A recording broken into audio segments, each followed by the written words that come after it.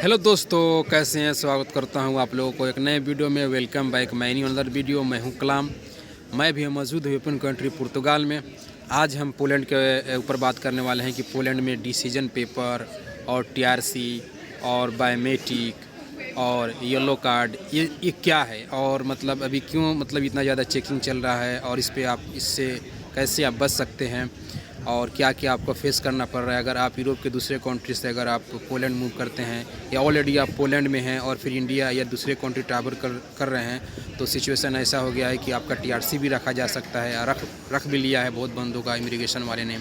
तो क्या मैटर है और क्या मतलब इस पर मतलब रियलिटी क्या है, मैं इस वीडियो में पूरा बताने वाला हूँ। तो अगर आप मेरे चैनल पर नए हैं तो कलाम आसिफ ब्लॉग के नाम से मेरा यूट्यूब चैनल, फेसबुक पेज और ema.kalam ऑफिशियल के नाम से मेरा इंस्टाग्राम आईडी है।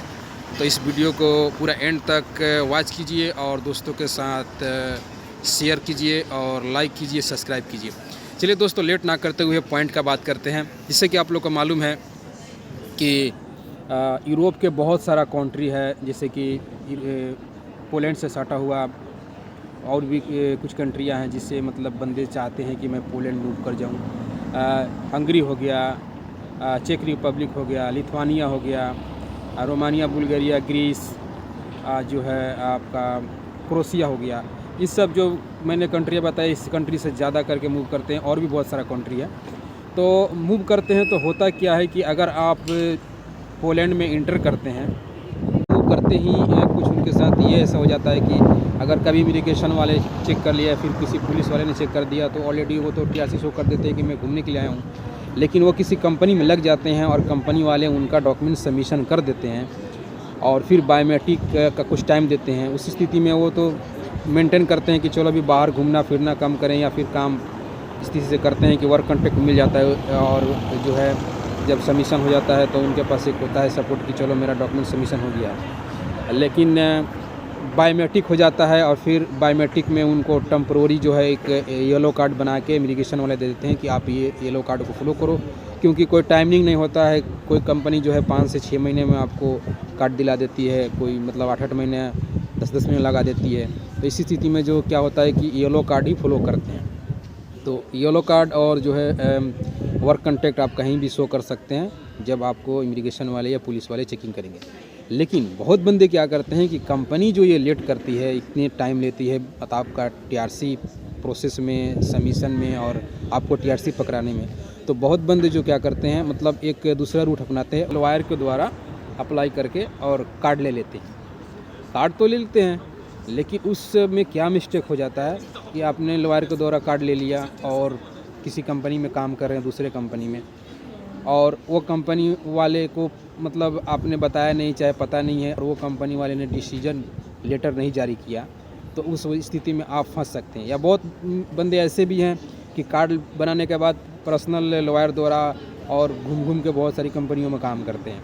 तो अगर आप कभी सफ़र कर रहे हैं या फिर किसी ने आपको चेकिंग के द्वारा पकड़ लिया, तो डायरेक्ट बोलेंगे कि आप कार्ड दिखाओ, कार्ड आपका ऑलरेडी अपडेट है। लेकिन फिर वो चेक करेंगे कि आपके पास डिसीजन लेटर कहाँ है।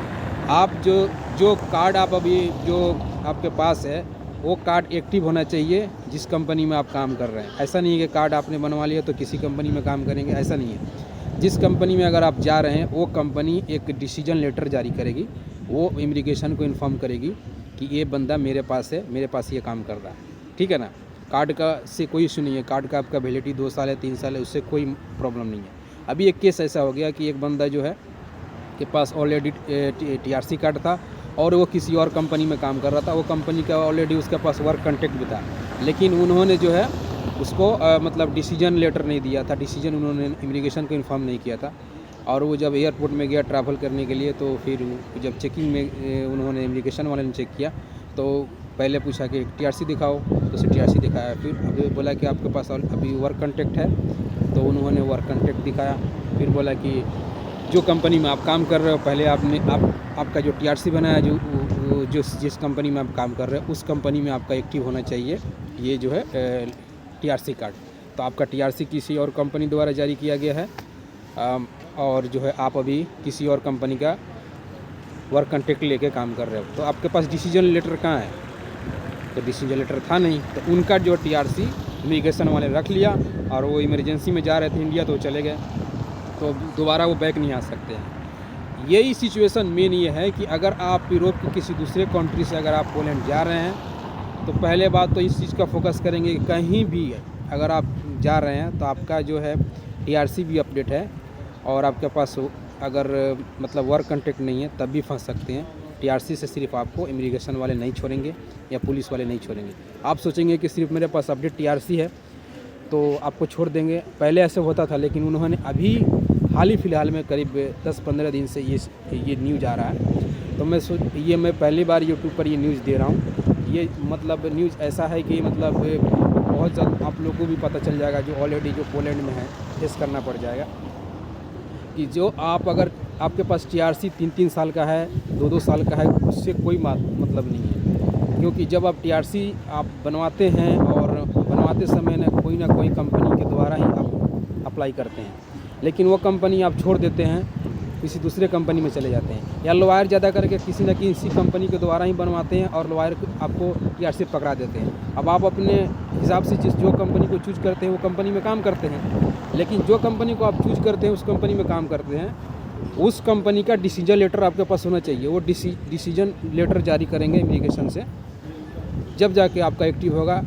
आपका TRC मतलब उस कंपनी में एक्टिव हो जाएगा कि हाँ ये बंदा अभी इस कंपनी में काम कर रहा है। क्या रहा था इसमें रियलिटी में बता रहा हूँ, इसमें वर्कर भी मिस्टेक कर रहा है और कंपनियाँ मिस्टेक कर रही है। क्या मिस्टेक कर रही है? देखिए, वर्कर जो है ये भी चालाक हैं और कंपनियाँ भी चालाक हैं, और जो है अभी जो है सरकार जो है पोलैंड का बहुत ज़्यादा स्ट्रिक्ट हो गया। क्या हो गया, वर्कर क्या करता है कि लॉयर द्वारा TRC बनवा लेता है, कंपनी जो है टाइम ज़्यादा लगाती है तो लॉयर द्वारा चला जाता है। लॉयर क्या करता है कि किसी कंपनी के बेस पे TRC बना के आपको पकड़ा देता है, जैसे कि 1 साल 1.5 साल या फिर 3 साल का, या फिर बंदे कंपनी के द्वारा भी TRC लेते हैं तो फिर वो कंपनी को छोड़ के कोई अच्छा कंपनी ढूंढ लेते हैं कि कंपनी छोड़े, कंपनी में सैलरी अच्छा नहीं है, ठीक है। वो उसी स्थिति में भी वर्कर चालाक हो जाता है। लेकिन वर्कर भगते कहाँ हैं? सप्लायर में। सप्लायर करता क्या है, काम आपको दे देगा, वर्क कॉन्ट्रैक्ट भी दे देगा, आप मस्ती में काम करेंगे, लेकिन आपका डिसीजन लेटर नहीं देगा। डिसीजन जब तक नहीं देगा, वो इमिग्रेशन में नहीं शो किया कि आप उसके पास काम कर रहे हैं, और आपका टैक्स नहीं पे कर पाएगा, करता भी नहीं है। बहुत ऐसे जो है पोलैंड में ज़्यादा करके जो मतलब अभी सप्लायर हैं, वो जो है आपका टैक्स ही नहीं पे करते हैं। डिसीजन लेटर का दूर है, डिसीजन लेटर जब शो ही नहीं कर पाएंगे तो आपका टैक्स कहाँ से जमा करेंगे। तो गवर्नमेंट जो है अभी जो है बहुत ज़्यादा स्ट्रिक्ट हो गया है। अगर आप 100 कंपनी चेंज कर रहे हैं उससे उनको मैटर नहीं है, अगर आप जिस कंपनी में प्रेजेंट में हैं उस कंपनी का जो है आपके पास वर्क कॉन्ट्रैक्ट और डिसीजन लेटर होना चाहिए। पहले नहीं चेकिंग होता था, पहले सिर्फ TRC फोकस करता था, लेकिन अभी उन्होंने दिमाग लगा लिया कि बहुत ज़्यादा मिस्टेक हो रहा है। इसमें ज़्यादा कंपनियां भी चला कर रही है। चलो 20 बंदों को उन्होंने रख लिया, ऐसे भाग भाग के आ रहे हैं तो सैलरी बढ़ा के दे रही है, और 20 बंदे मस्ती में काम कर रहे हैं, अच्छा फैसिलिटी दे रही है, रूम दे देती है, बहुत कंपनियाँ खाने वाने का भी दे देती है। तो उसमें क्या हो जाता है कि बंदे मस्ती में काम कर रहे हैं, लेकिन बंदों का टैक्स नहीं जमा कर रही है, क्योंकि उनका डिसीजन उन्होंने इमिग्रेशन में सबमिट ही नहीं किया डिसीजन लेटर। तो उससे क्या होता है कि जो है गवर्नमेंट को लॉस हो रहा है। तो गवर्नमेंट अभी ज़्यादा स्ट्रिक्ट हो गया है।